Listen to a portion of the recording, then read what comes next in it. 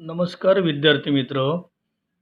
मागील आपण एका शाल या पाठाबद्दल आपण माहिती घेतली होती आणि आज आपण या शाल या पाठावर आधारित जो तुमच्या पाठ्यपुस्तकात स्वाध्याय दिलेला आहे त्या स्वाध्यायावर आधारित आपण बोलणार आहोत. स्वाध्याय उत्तरे लिहा. अ. पु ल व सुनीताबाई यांनी दिलेल्या शालीचा लेखकाने पाठात केलेला उल्लेख. त्याचं उत्तर आहे पुलकित शाल. वेगळ्या रंगातली चौकटीत दाखवलेली आहेत. त्यानंतर आ. 2004च्या मराठी साहित्य संमेलनाचे अध्यक्ष लेखक रा. ग. जाधव. पाठात उल्लेख असणारी नदी आपल्याला माहितीच आहे ती कृष्णा नदी आहे. सभा संमेलने गाजवणारे कवी नारायण सुर्वे. तदनंतर हा जो प्रश्न आहे हा प्रश्न आपल्याला कृतीमधली आकलन कृती जी आहे त्या आकलनावरती आधारित प्रश्न आहे. त्यानंतर प्रश्न क्रमांक 2 स्वाध्यायातली तुमच्या की शालीचे पाठात आलेले विविध उपयोग लिहा. शालीचे उपयोग सन्मानासाठी, उभेसाठी, शोभेसाठी, पोटासाठी, गौरवासाठी. आता तुमच्या लक्षात आलं असेल या ठिकाणी कुणाचा सन्मान, कुठल्या बाळासाठी उब, कोणासाठी शोभा वाढवावी यासाठी, पोटासाठी आणि एखाद्याचा गौरव करण्यासाठी असा या शालींचा उपयोग म्हणजे नारायण सुर्वे या बाबतीत शाल आणि शालीनता याबद्दलचं आपण त्यांचं मत पाहिलेलं आहे. आपण मात्र या ठिकाणी एक लक्षात घ्यायला हवं जो शब्द आपण या ठिकाणी चौकटीत भरणार आहोत त्या भरणाऱ्या शब्दाच्या वरील जी चौकट असणार आहे ती पेनानेच आपण आखायची आहेत आणि आतला शब्द हा लिहिल्यानंतर त्यामधील पेन्सिलने अधोरेखित करायचं आहे. इथे मात्र एक लक्षात घ्यायला हवं की आपण अचूक शब्द लिहिणं आणि अधोरेखित करणं हे अत्यंत महत्त्वाचं है. जो सवाल परिषद के आधार पर दिए जाते हैं उसी के बारे में हमें परिषद के बारे में जो इधर कृति जो उसके ऊपर कृति दी जाती है वो कृति इस प्रकार रहती है कि दिए हुए कुछ उचित शब्द हमें चुनकर लिखना है. उस शब्द से हमें मार्क्स मिलते हैं. इसलिए हमें इधर ध्यान देना पड़ेगा कि वो अचूक यानी जो लिखा हुआ शब्द जो है वो सही ढंग से लिखना होगा और सही ढंग से लिखने के बाद वही हमें ज़रूर वही जो गुण है वो अच्छे मार्क्स मिल जाएंगे.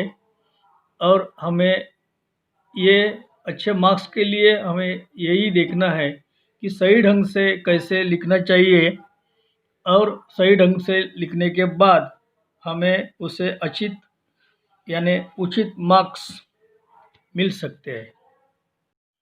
चला तर विद्यार्थी मित्रांनो आपण पुढील स्लाइडकडे जाऊया. यामध्ये आहे तुमच्या स्वाध्यायातील क्रमांक 3चा या ठिकाणी प्रश्न आहेत. खालील प्रसंगी लेखकांनी केलेली कृती लिहा. हा सुद्धा आकलन या विभागात येणारा प्रश्न आहे. एका बाईचे बाळ कडाक्याच्या थंडीने कुडकुडत होते. अशा वेळी लेखकाने कोणती कृती केली. त्याचं उत्तर आहे पिवळ्या रंगाने ते दर्शवलेलं आहे. लेखकाने बाईला हात मारून या ठिकाणी खिडकीतून शाल व 550 रुपयांच्या नोटा दिल्या. त्यानंतर दुसरा आहे आ. म्हातारा अशक्त भिक्षेकरी कट्ट्याला लागूनच चिरगुडे टाकून व पांघरून कुडकुडत बसल्याचे पाहिले आणि त्यानंतर लेखकाने काय कृती केली तर लेखकाने त्याला आपल्या जवळील 2 शाली दिल्या. हा तिसरा स्वाध्याय होता. स्वाध्यायातील तिसरा प्रश्न होता आणि इथे आपल्याला कृती जी आहे, ती कृती लिहून झाल्यानंतर आपण ती अ, पेन्सिलने अधोरेखित करायची आहे. त्यानंतर प्रश्न क्रमांक 4, कारणे शोधून लिहा असा तो प्रश्न आहे तुमच्या स्वाध्यायामध्ये. एका बाईच्या बाळासाठी शाल दिल्याच्या घटनेची ऊब पुलकित शालीच्या उभेपेक्षा जास्त होती. कारण त्याचं कारण काय आहे बघा. त्यामागे लेखकाची आपुलकीची, माणुसकीची भावना होती. शिवाय त्या शालीच्या उभेची त्यावेळी त्या बाळाला जास्त गरज होती. आपल्याला माहितीच असेल की ते बाळ थंडीने कुडकुडत होतं आणि त्यामुळे लेखकाला वाटलं की या शालीची त्या बाळाला जास्त गरज आहे. त्यानंतर चौथ्यामधील आ विभाग जो आहे तो शालीच्या वर्षावामुळे नारायण सुर्वे यांची शालीनता हरवली नाहीत, कारण ते स्वभावतःच शालीन होते. म्हणजे बालपणापासूनच ते शालीन होते आणि त्यामुळे त्यांची शालीनता हरवण्याची कोणतीही गोष्ट इथे नाहीत. त्यानंतर मध्ये आपण पाहतो आहोत, लेखकांच्या मते शालीमुळे शालीनता जाते, कारण सन्मान करण्याच्या रूपाने आपण खरे तर एक शालीन जग गमावून बसण्याचा मोठा धोका त्यात असतो. मग आपल्याला जे वाटतं ते जग शालीन जग असतं आणि शाल, श्रीफळ यासारख्या वस्तूने आपण एकदा सन्मान केला की शालीन जग आपण तो मनुष्य विसरण्याचा दाट धोका असतो आणि त्यामुळे आपल्याला या ठिकाणी या गोष्टींकडे लक्ष द्यायचं आहे. जी उत्तर ज्या या कृतीमध्ये जो उत्तराचा भाग आहे तो पेन्सिलने अधोरेखित करायचा आहे. हे फार महत्त्वाचं आहे.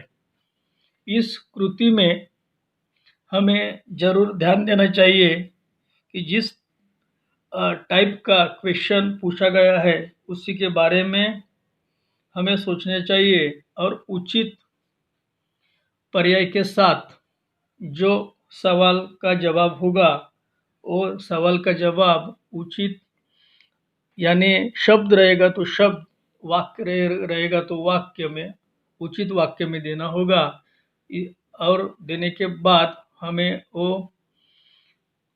पेंसिल से अधोरेखित करना होगा और अधोरेखित करने के बाद हमें जो सही सवाल जो है तो सही सवाल का सही जवाब कैसा हो जाता है वो दिखाई देगा. विद्यार्थी मित्रांनो, तुमच्या समोर आता जी स्लाइड दिसते आहेत ती आकृती पूर्ण करा. म्हणजेच पुन्हा एकदा आकलन कृतीवरतीच आधारित आहेत.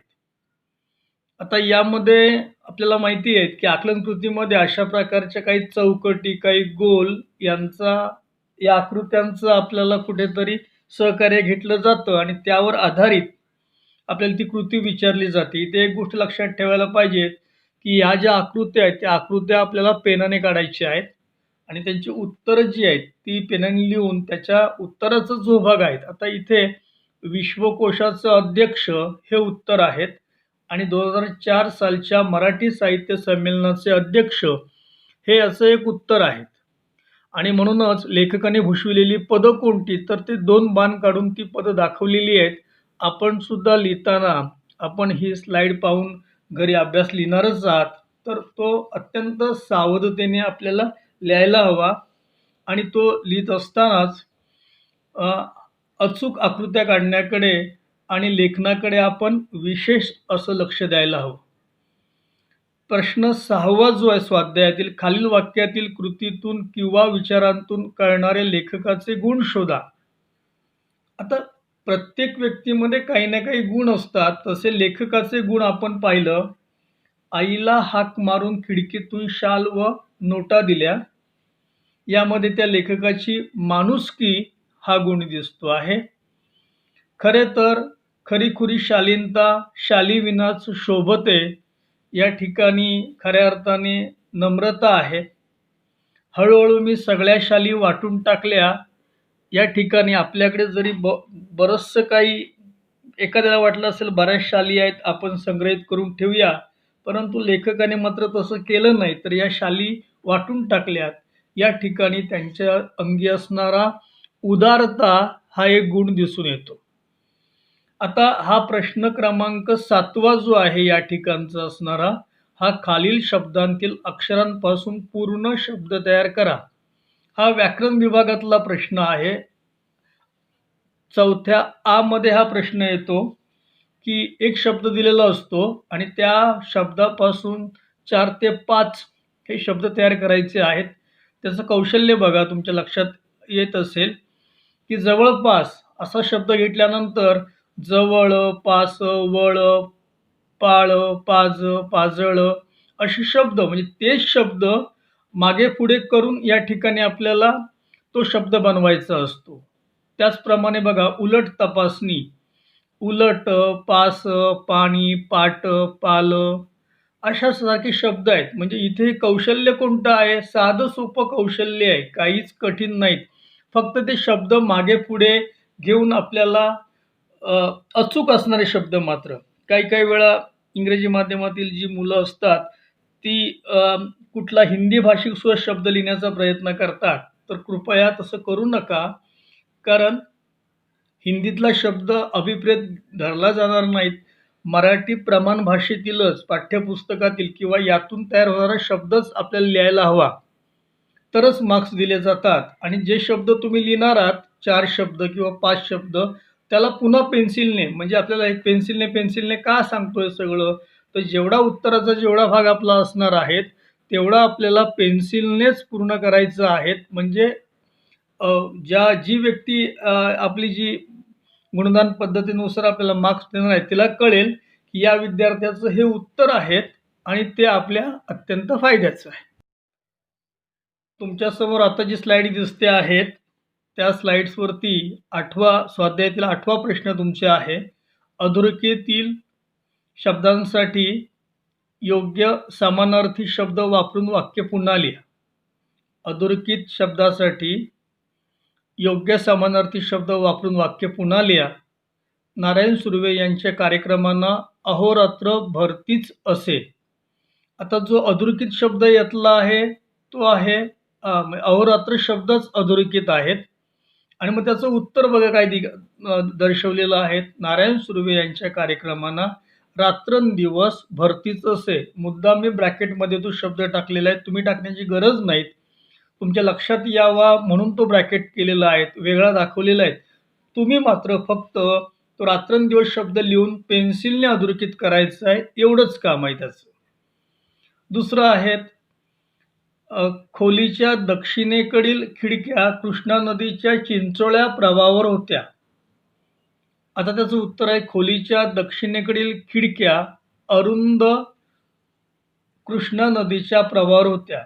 त्या चिंचोळ्याच्या साठी असणारा समानार्थी शब्द अरुंद असा आहे. म्हणजे आपल्याला या ठिकाणी कधी-कधी सरळ असं विचारतात समानार्थी शब्द सांगा, तर कधीतरी अशा प्रकारची वाक्य दिली जातील आणि त्या वाक्यांवर आधारित अशा प्रकारचं समानार्थी शब्द आपल्याला द्यावे लागतील. त्यानंतरचं ई असणारं वाक्य आहे, मी सगळ्या शालींचे गाठोडे बांधून निकटवर्ती मित्राकडे ठेवलेत. आता त्याचं उत्तर असं आहे, मी सगळ्या शालींचे गाठोडे बांधून जवळच्या मित्राकडे ठेवलेत. आणि आपल्याला माहिती आहे त्या पाठामध्ये आपण पाहिलंय की त्या मित्रांनी अत्यंत काळजीपूर्वक त्याची सुद्धा 8x10ची खोली असताना सुद्धा त्या मित्राने आपल्या मित्रांनी दिलेलं जे शाली आहेत त्या अत्यंत चांगल्या स्थितीमध्ये आणि खूप चांगल्या रीतीने जतन करण्याचा प्रयत्न केला. म्हणजे आपल्याकडे एखाद्याने जर एखादी वस्तू दिली तर ती जपून ठेवावी, ही जी जपणुकीची जी काही भावना आहेत ती मांडण्याचा प्रयत्न या ठिकाणी या स्लाईडच्या माध्यमातून आपल्यासमोर आहेत. मात्र तुम्ही एवढं एकच करा की जो शब्द असेल इथे ठळक रात्रंदिवस अरुंद आणि जवळच्या हे 3 शब्द 3 उत्तरांचे वेगवेगळे आहेत, ते अधोरेखित करून ठेवा. आणि उत्तर लिहिताना सुद्धा पूर्ण वाक्यात उत्तर लिहून, नाहीतर काही जण फक्त योग्य समानार्थी शब्द म्हटलेलं आहे वाक्य पुन्हा लिहा, तर आपल्याला पूर्ण वाक्य लिहिणं अपेक्षित आहे. आणि जर पूर्ण वाक्य लिहिलं तरच आपल्याला गुण दिले जातात, अन्यथा गुण कमी होण्याचा धोका असू शकतो. त्यामुळे दिलेलं वाक्य आणि त्यातला शब्द हा लिहिणं अपेक्षित आहे. चला तर स्वाध्यायातील 9वा प्रश्न जो आहे, कधी-कधी असा त्या उतार्यावरती आधारित असं विचारलं जातं, की पुलकित हे उत्तर येईल. म्हणजे खरं उत्तर दिलेलं असतं. आपल्याला त्या ठिकाणी कौशल्य कोणतं आहे इथे? तर आपल्याला तो प्रश्न तयार करायचा आहे. म्हणजे पुलकित हे उत्तर येईल असा प्रश्न तयार करा असं सांगितलेलं आहे. आणि मग पुलकित हे उत्तर येईल असा प्रश्न काय सांगितलं, त्याचं उत्तर काय दिलेलं आहे बघा. पु. ल. देशपांडे यांनी दिलेल्या शालीला लेखकाने कोणती उपमा दिली? तर कोणती उपमा दिली याचं उत्तर येईल पुलकित शाल असं त्याचं उत्तर आहे. आणि म्हणून इथे मात्र एक गोष्ट लक्षात ठेवायला पाहिजे, जर पु. ल. देशपांडेंनी दिलेल्या शालीला लेखकाने उपमा दिली, तिथे बघा प्रश्नचिन्ह आहेत. का प्रश्नचिन्ह दिलं आपण? कारण त्या ठिकाणी आपण प्रश्न निर्माण केलेला आहे. त्यानंतर 10वा प्रश्न हा सुद्धा एक व्याकरण विभागातला प्रश्न आहे. शालींपासून शालीनता भाववाचक नाम तयार होते. त्याचप्रमाणे ता, त्व, आळू आणि पणा हे सगळे प्रत्यय आहेत. हे प्रत्यय लावून तयार झालेली भाववाचक नामे लिहा. आणि मग ते भाववाचक नामांमध्ये ता प्रत्यय, त्व प्रत्यय, आळू प्रत्यय आणि पणा असे 4 प्रत्यय दिलेले आहेत आणि प्रत्येकाची काही उदाहरणं दिलेली आहेत, ती सुद्धा आपण पाहूया. सुरुवातीला ता प्रत्यय असणारी अभाववाचक नामे: भव्यता, स्वच्छता, मित्रता, समता, क्षमता. त्ववरून असणारी भाववाचक नामं: महत्त्व, लघुत्व, दातृत्व, कर्तृत्व, प्रभुत्व. आळू हा प्रत्यय आहे आणि त्यापासून दयाळू, कष्टाळू, झोपाळू, पायाळू, कनवाळू. आता पणा, या पणाबद्दल बघा काय काय सांगितलेलं आहे. शहाणपणा, मोठेपणा, खरेपणा, साधेपणा, चांगुलपणा. या ठिकाणी तुम्हाला तो जो असणारा प्रत्यय जो आहे हा शेवटी आहे आणि या ठिकाणी हे प्रत्यय घटित शब्द आहेत आणि त्यामुळे उपसर्ग घटित शब्द असतात तेव्हा उपसर्ग पुढे असतो शब्दाच्या आणि प्रत्यय घटितच्या वेळी प्रत्यय हा मागे असतो. हे आपण सूत्र लक्षात ठेवायला हवं. त्यानंतर 11वा प्रश्न आणि शेवटचा प्रश्न: अधोरेखित शब्दांचे लिंग बदलून वाक्य पुन्हा लिहा. मग लेखक सुंदर लेखन करतात म्हणजे लिंग बदला असं म्हटलेलं आहे. तिथे आहेत बघा, मुद्दाम तो रंग वेगळा वापरलेला आहे. लेखिका सुंदर लेखन करतात, लेखकच्या ऐवजी लेखिका. दुसरा आहे तो मुलगा गरिबांना मदत करतो. आता मुलगाच्या ऐवजी मुलगी म्हणून ती मुलगी गरिबांना मदत करते. मग आता लेखिका जो शब्द वेगळ्या रंगाने लिहिलेला आहे तिथे अधोरेखित करायचं आहे. मुलगीच्या ठिकाणी सुद्धा अधोरेखित करायचं आहे आणि अधोरेखित केल्यानंतर आपल्याला तो आपलं जे उत्तर आहे ते अचूकपणे दाखवण्याचा आपण प्रयत्न करतो आणि यासाठी ही पेन्सिलने आपण अधोरेखित केल्यामुळे आपल्याला अचूकता दाखवण्यासाठी मदतच. तुमच्या स्लाईडच्या समोर सर्वात ठळक असं स्वमत दिसतंय. आता स्वमत म्हणजेच काय, तर हा 3 गुणांसाठी तुम्हाला एखाद्या परिच्छेदावर आधारित जेव्हा प्रश्न विचारला जातो तेव्हा त्यामध्ये 2 गुण आकलनकृती, 2 गुण आकलनकृती आणि 3 गुणाची या ठिकाणी असणारी स्वमतावर आधारित प्रश्न असतो. त्यामध्ये 2 भाग आहेत. एकतर जो दिलेला उतारा आहे त्या उताऱ्याच्या संदर्भात स्वमतावर आधारित प्रश्न विचारतील किंवा पूर्ण पाठाच्या संदर्भात तो प्रश्न विचारला जाईल आणि म्हणूनच प्रश्न कशावर विचारू देत, पूर्ण पाठावरती आधारित असो की एखाद्या दिलेल्या त्या उतार्यावर आधारित असो. आपल्याला आपलं स्वतःचं असं मत मांडण्याचं त्या ठिकाणी पूर्ण स्वातंत्र्य आहे. म्हणजे ते सकारात्मक असो, नकारात्मक असो, हे दोन्ही गोष्टींचं स्वातंत्र्य आहे. मी या ठिकाणी तुम्हाला एक पहिल्यांदा नमुना म्हणून त्याचं उत्तर लिहून दाखवलेलं आहे. असंच लिहायला हवं असं कोणतंही बंधन तुमच्यावर नाही. फक्त तुम्हाला पहिल्या काही या स्लाइड्समधून तुमच्यावरती काय उत्तराची दिशा असावी यासाठी दिलं आहे. शाल व शालीनता यांचा पाठाच्या आधारे तुम्हाला कळलेला अर्थ स्पष्ट करा. त्याचं उत्तर असं आहे, शाल ही प्रतिकात्मक आहे तर शालीनता ही चरित्रात्मक आहे. तिथे प्रतिकात्मक आणि चरित्रात्मक याला अधोरेखित होईल. शालीनता हा एक स्वभाव गुण आहे जो मुळातच व्यक्तीमध्ये असावा लागतो, तर शाल हे सन्मानाचे प्रतीक मानले जाते. एखाद्या व्यक्तीबद्दलची आदराची भावना आपण त्या व्यक्तीबद्दलचा सन्मान शाल हे प्रतीक देऊन प्रकट करतो. कवी नारायण सुर्वे हीच बाब सांगताना म्हणतात की शाल मिळालेली प्रत्येक व्यक्ती शालीन असेल किंवा शाल न मिळालेली प्रत्येक व्यक्ती शालीन नसेल असे होत नाही. व्यक्तीचे चारित्र्य हे शालीनतेमध्ये दडलेलं असतं. शाल पांघरून मनाची आचरणातील शालीनता मिळवता येत नाहीत. मात्र आपल्यातील शालीनता जपून ठेवते.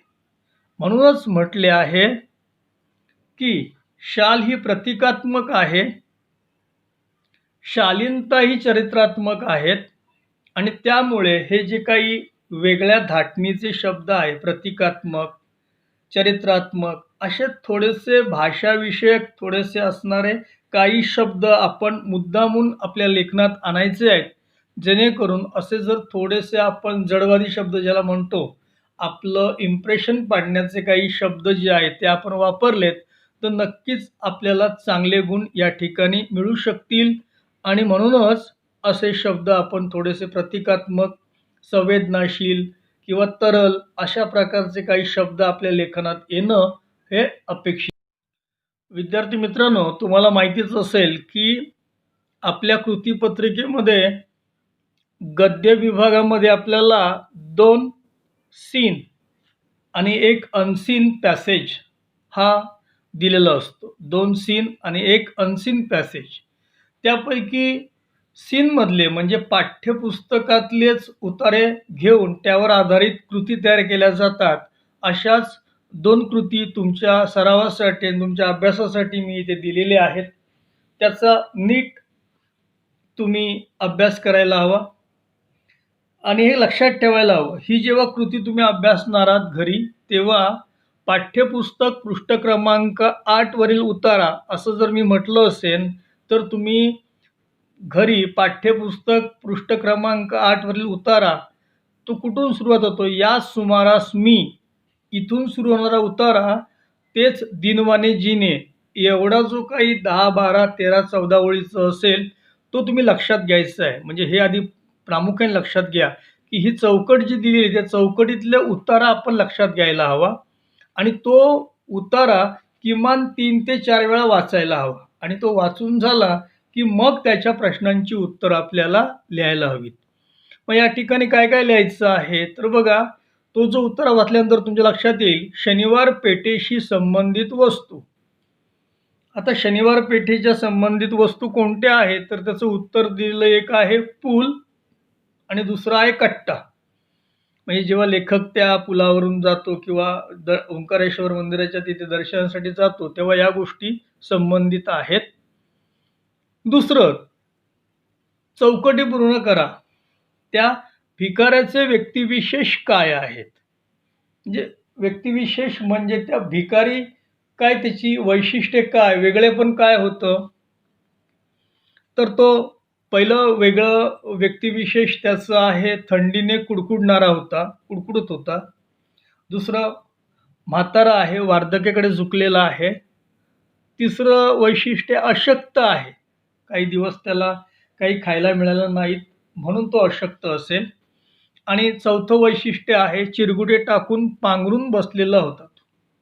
आणि एवढा असा दीन किंवा गरीब असणारा जो कोण भिकारी आहे, त्याबद्दलचे व्यक्तिविशेष या ठिकाणी लेखकाने दिलेले आहेत.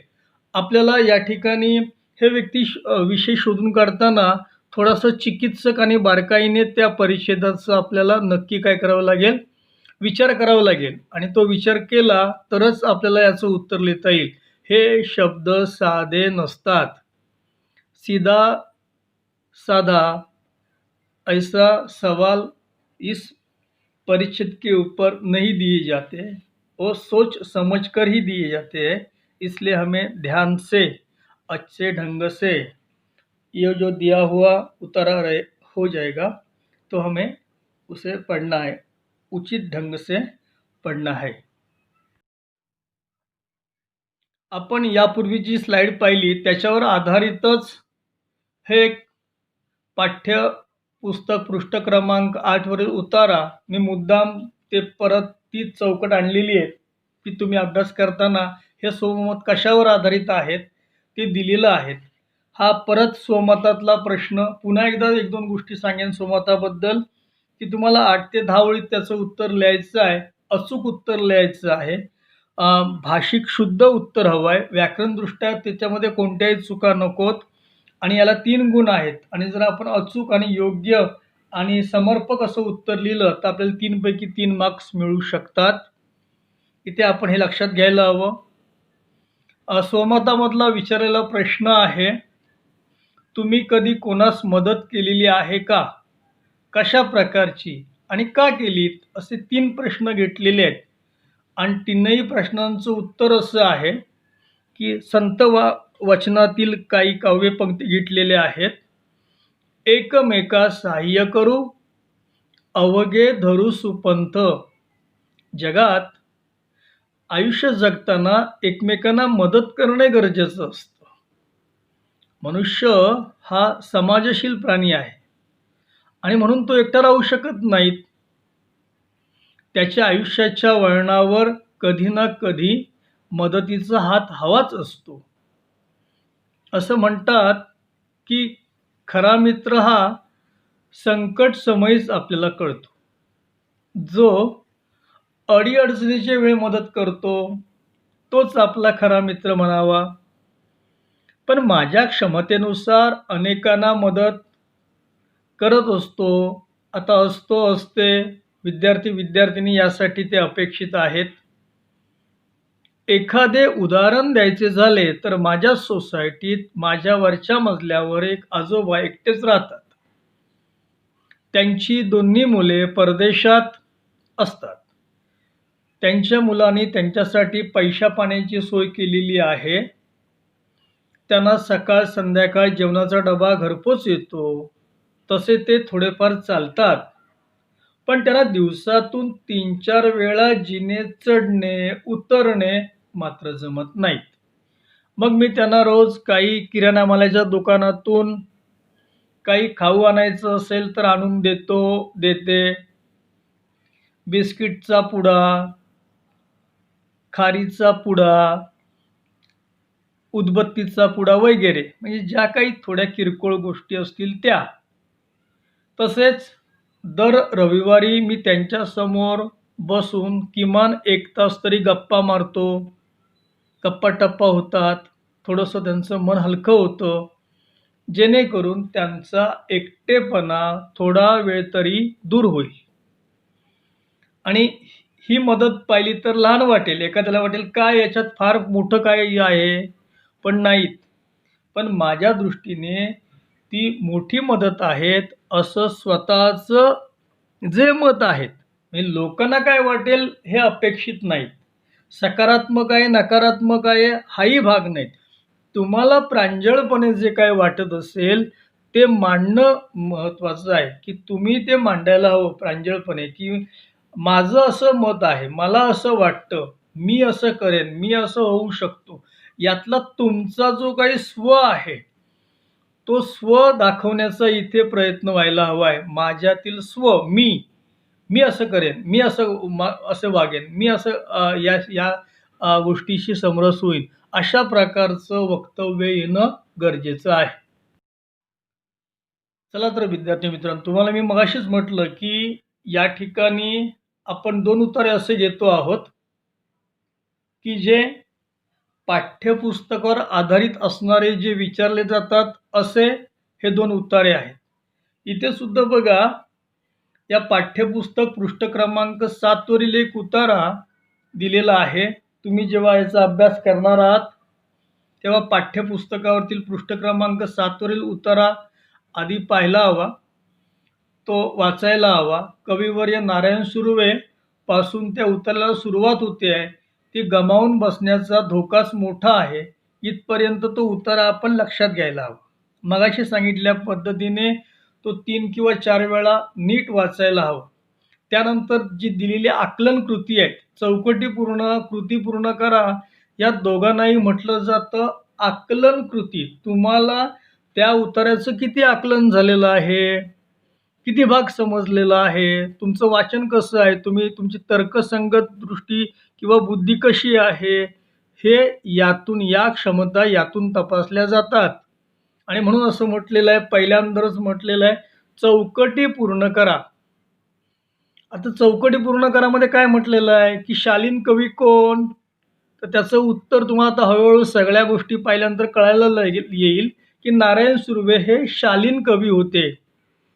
त्यानंतर दुसरं काय आहे, की समारंभात सन्मानासाठी वापरण्यात येणारा घटक कोणता? एखाद्याचा आपण सत्कार करत असतो, सन्मान करत असतो, गौरव करत असतो किंवा त्याच्या कार्याची आपण विशेष दखल घेतो आणि मग त्याच्या प्रती आपण काही भावना व्यक्त करतो. त्यावेळी आपण त्या व्यक्तीला, चांगल्या काम केलेल्या व्यक्तीला सन्मानार्थ, त्याच्या गौरवार्थ आपण काय करतो? शाल किंवा श्रीफळ देतो. ही आपल्या परंपरेत असणाऱ्या, गौरवासाठी असणाऱ्या गोष्टी आहेत आणि या गोष्टी देऊन आपण त्याचा उचित असा सन्मान करतो. दुसरी कृती आहे बघा, शालीमुळे शालीनता येते की जाते? परिच्छेदामध्ये सर्वात शेवटच्या भागामध्ये या गोष्टी सांगितलेल्या आहेत. या प्रश्नाचं लेखकाने दिलेलं उत्तर, आता तो प्रश्न आहे, की शालीनता येते की जाते? तर शालीमुळे शालीनता येते की जाते, या त्याचं उत्तर दिलेलं आहे की जाते. आता परत त्याचा उपप्रश्न असा विचारलेला आहे, की सन्मान करण्याच्या रूपाने असलेला धोका कोणता? एखाद्याचा आपण शाल, श्रीफळ देऊन सगळा जो काही मान, सन्मान, काही गौरव करतो, पण त्या करण्यामध्ये धोका काय आहे? सगळ्या गोष्टी खरं तर लांबून, म्हणजे दुरून डोंगर साजरे तसं सगळं आपल्याला लांबून सगळं चांगलं वाटतं. पण हा सन्मान करण्याच्या रूपाने असलेला धोका कोणता? तर आपण एक शालीन जग गमावून बसतो. कधी-कधी सत्कारानंतर ती व्यक्ती तसं वागेलच, तसा चांगुलपणा दाखवेलच, अशी काही त्याच्याकडून कृती होत नाहीत. काही जण तर सत्कारासाठीच काही काम करतात असं दिसून येतं. पण सत्काराशिवाय जे काम करणारे जे आहेत, ते काही कुठल्याही अशा गौरवासाठी काम करत नाही, तर स्वतःला आनंद मिळावा आणि इतरांना आपण आनंद द्यावा, या भावनेने ते काम करत असतात. आणि त्या कामाप्रती त्यांची असणारी निष्ठा फार महत्त्वाची असते. आणि त्यामुळे कुठल्याही सत्कारासाठी, आणि शाल आणि शालीनता यातला जो आपण फरक आहे तो मगाशीच पाहिला. आणि त्यामुळे शाल आणि शालीनतेमुळे या ठिकाणी शाल आणि श्रीफळ देऊन सत्कार झाला म्हणजे काही मोठं गौरवाचं काम झालं असं काही नाही आहे. तर तो गौरव टिकला पाहिजे किंवा तो त्या व्यक्तीच्या कृतीतून नक्की दिसून यायला पाहिजे. ह्या दिसण्यासाठी नुसतं कामाचा काही ज्याला आपण म्हणतो गवगवा दाखवण्यासाठी या गोष्टी नाहीत, तर अंतर्यामी या गोष्टी घडायला हव्यात. चला तर विद्यार्थी मित्रांनो, आपण शेवटच्या एका स्लाइड्सकडे आलेलो आहोत आणि मागच्याच उतार्यातील इथे, म्हणून मी पुन्हा एकदा पाठ्यपुस्तक पृष्ठ क्रमांक 7 वरील कविवर्य नारायण सुर्वे, गमावून बसण्याचा धोका आहे, याच उतार्यातील स्वमत दिलेलं आहे. की स्वमतामध्ये काय म्हटलेलं आहे, उतार्यातून व्यक्त होणाऱ्या व्यक्तीची माहिती तुमच्या शब्दात लिहा. आणि आपल्याला माहिती आहे की हा जो उतारा आहे हा उतारा या ठिकाणी नारायण सुर्वे, कविवर्य नारायण सुर्वे यांच्या संदर्भात, यांच्या दृष्टीने शालीचं असणारं काय महत्त्व आहे, त्यांनी सांगितलेलं महात्म्य या ठिकाणी आपल्याला अधोरेखित करायचं आहे. आणि म्हणूनच आपण उतार्यातून व्यक्त होणाऱ्या व्यक्तीची माहिती तुमच्या शब्दात लिहा. आणि त्याचं उत्तर असं आहे, मराठी साहित्य क्षेत्रातील अतिशय शालीन असे कवी नारायण सुर्वे, ज्यांनी अनेक सभा संमेलनं गाजवलीत. त्यांनी साहित्य संमेलनाचं अध्यक्षपदही भूषविले. त्यांच्या कार्यक्रमांना रसिक जनांची नेहमीच गर्दी असायची. प्रत्येक कार्यक्रमात त्यांना सन्मानपूर्वक शाल व श्रीफळ देण्यात येत असे. ते नीट लक्षात ठेवा, शाल व श्रीफळ. आपल्या मनातील भाव असा व्यक्त केला आहे नारायण सुर्वेने की या शाली घेऊन मी आता शालीन बनू लागलो आहे. पण कवी नारायण सुर्वे मुळातच शालीन होते. त्यामुळे शाल आणि शालीनता यांचा खरं तर काहीच संबंध नाहीत असं ते म्हणतात. आणि खरीखुरी शालीनता ही शालीविना शोभते. शालींच्या वर्षावाखाली त्यांची शालीनता कधी हरवली नाहीत आणि कधी क्षीणही झाली नाहीत. कारण ही अशी गोष्ट का घडली त्यांच्या आयुष्यात, तर असं आहे की ते स्वभावतःच शालीन होते असं म्हटलं जातं. आणि त्यामुळे त्यांची शालीनता हरवली नाहीत, कधी कमी झाली नाहीत. शाल आणि शालीनता यांचा काही संबंध नाहीत, हे विधान कविवर्य नारायण सुर्वे यांना पटलेलं होतं. आणि म्हणूनच ते शालीनतेचे लेखक, शालीन या पाठाचे लेखक, सन्माननीय लेखक राग जाधवांच्या वक्तव्यावर, म्हणजे त्यांचं जे बोलणं आहे त्या बोलण्याला वक्तव्य असं म्हणतात. जी व्यक्ती बोलते त्याला म्हणतात वक्तव्य, त्याचं बोलणं. त्या वक्तव्यावर ते म्हणतात ते मनमोकळेपणाने हसले देखील होते. म्हणजे दिलखुलास हसणं, म्हणजे हास्याचे तुषार उडणे, कारंजे उडणे, एवढ्या प्रमाणात ते हसले, खळखळून हसले. कारण त्यांना यातील मतितार्थ समजलेला होता आणि त्यामुळे ते दिलखुलास हसले. अशी व्यक्तिरेखा मला या उतार्यातून जाणवली आणि ती म्हणजे नारायण सुर्वे. असं हे एक तुम्हाला नमुनेदाखल असं एक उत्तर दिलेलं आहे. याच्यामध्ये बदल करून सुद्धा तुम्ही अधिक चांगल्या पद्धतीने उत्तर लिहू शकाल, कारण हे स्वमत आहेत. मगाशी सांगितल्या पद्धतीने प्रत्येकाचं वेगळं मत मांडण्याचा तुमचा तो प्रयोग असेल.